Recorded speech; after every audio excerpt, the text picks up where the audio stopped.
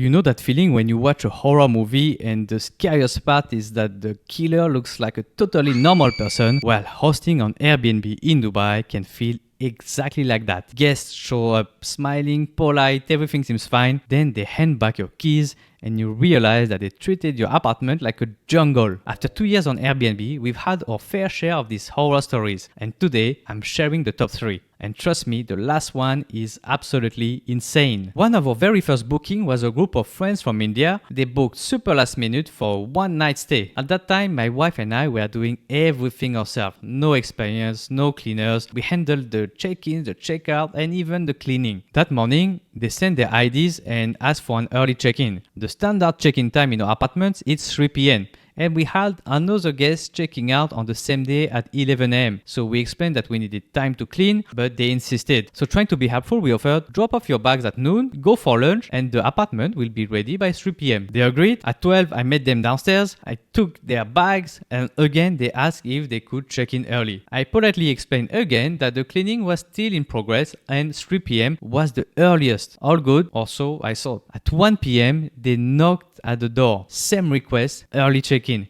Again, I said no, still cleaning. They left and they come back at 1:30 p.m. This time angry. One of the girls told me that she had work meetings, that I was making her lose money, lose opportunities, and demanded that I give her one room to use. Again, I said no politely, but I was stressed. Me and my wife, we were the cleaners. We were already rushing and we had to manage the expectations at guests who come and knock at the door every 30 minutes. So they left angry, almost like cursing us out. We finished the cleaning and left at around 2:30 p.m. They checked in at 3 and they stayed for one night and they trashed the place. I'm talking about biryani rice on the floor and the tables, under the chairs, wine stains on the mat, burned decorative candles in all the rooms, trash everywhere except in the bins. We had 5 bins in this apartment, and on top of that, they left a 3-star reviews. And that's when we learned to never offer early check-in again. Never offer luggage drop-off. When you offer extras, guests build expectations, and if you don't meet those expectations, they get frustrated. That frustration turns into damage or a bad review. Now we stay firm. The check-in is at 3 p.m. period. We even inform the building security to not let the guests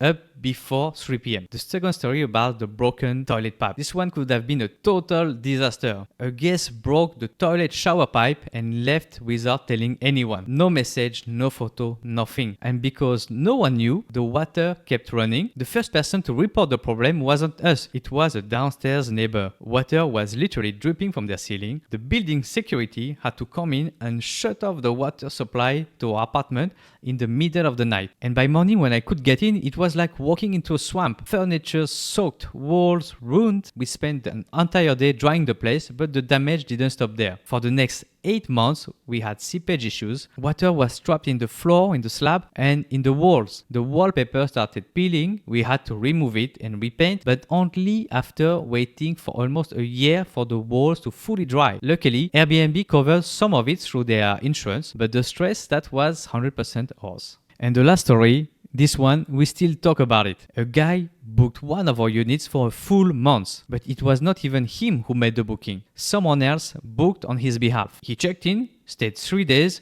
and then out of nowhere, we get a cancellation notice. No message, no call, just cancelled. No request for refund or anything. I went to check the apartment and it was like time had frozen. All his stuff was there. Designer clothes, perfumes, a dozen pair of luxury shoes, a laptop, but no sign of him. And I kept thinking, what could possibly make someone leave in such a rush? Was he hiding from someone? Did he steal something? Drugs, visa issues, fraud, or murder? Or maybe he just missed his home. Either way, he vanished. We messaged him, no reply. We messaged Airbnb, who couldn't reach out to him. Airbnb told us to wait for a few days, then we were allowed to donate his item. We kept everything for a full month and then gave it all away. And by the next day, the unit was back on the market. So yeah, these are 3 of the most memorable stories from our Airbnb journey in Dubai.